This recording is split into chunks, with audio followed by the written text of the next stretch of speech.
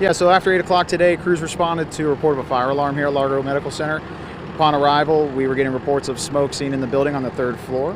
Crews made their way to the third floor. We had found that there had been a fire in the bathroom of one of the patients that was here's room.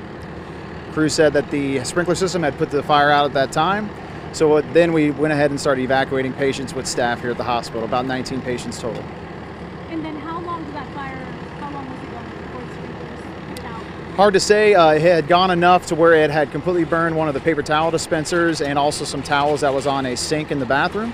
That's where it had extended to. The sprinkler then caught it and put the rest out. So the 19 patients that were moved around, where did they go and where are they now? So the hospital had extra rooms and beds. Nurses were able to move it with assistance from Largo Fire Rescue to either of those rooms that were empty.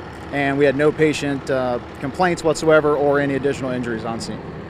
Where was this in the hospital? Like maybe like a wing or a department? Sure, this is going to be on the third floor. No, we were able to move all the patients safely and effectively. This was on the third floor, which is a general medical surgical floor, and so we were able to get them out pretty quickly. Now, this being a hospital, it's not the same as a house or maybe like some kind of like barn or something like that. Can you talk about if there's any complications or anything that you have to take into consideration when responding to a hospital? Sure, a lot of complications, a lot of things to think about, which is the size of the place, also the amount of people here. And then first it's going to be what's on fire, take care of the fire, and then the smoke damage, and then that becomes a health hazard. After that, we were then concerned about the amount of water damage that was going into multiple floors below. So that became our third problem. We were getting water going down to the second and first floor, and so we then had to make sure that wasn't getting into any electrical systems or anything like that. Let's start with the smoke.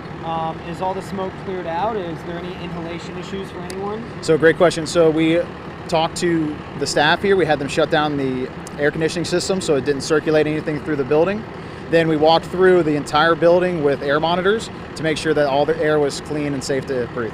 And then for that water, what did you do to ensure that there wasn't any electrical damage? So we worked with maintenance staff here. They got a bunch of their big machines that clean up a lot of water, and we were able to work effectively with all the maintenance and lead maintenance to make sure that there were no issues, and they confirmed that with us. And where are we now?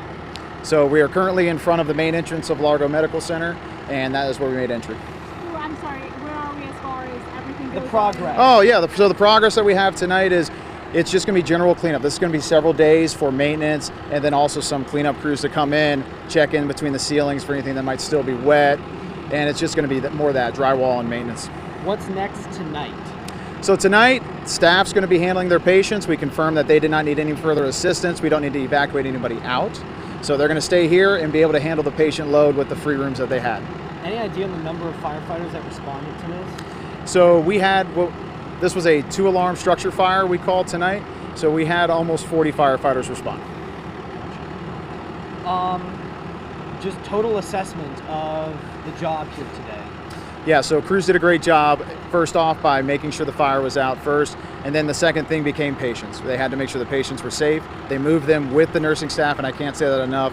The nursing staff here did a fantastic job, helped us get these patients to a safe location to make sure they didn't get any further damage from the smoke or anything like that. So everybody did a great job all around. It's exactly how it needs to go. Cause, any idea? Sure, so preliminary investigation shows that a paper towel dispenser possibly overloaded with some batteries. And because, again, paper towels are highly flammable, it overheated the paper towels inside, started to drip molten plastic down onto the table that they had tissue papers and towels on, and then it extended to the wall from there. It was contained at the height of about midway up the wall. Wow, I mean, that might be something they'll have to look into. Yes, so we'll be doing a further investigation with that. We have to take plenty of pictures and take a look at all of that. So it looks like an overloaded battery system in the paper towel dispensers. Interesting. Very. Anyone got anything else? Anything else you want to add or feel like we didn't cover? No, I'll just say that this was a joint effort between Largo, Seminole, and Clearwater Fire Rescue tonight. All the crews came together, worked simultaneously to get the job done, along with the staff here at Largo Medical Center. How long did it all take?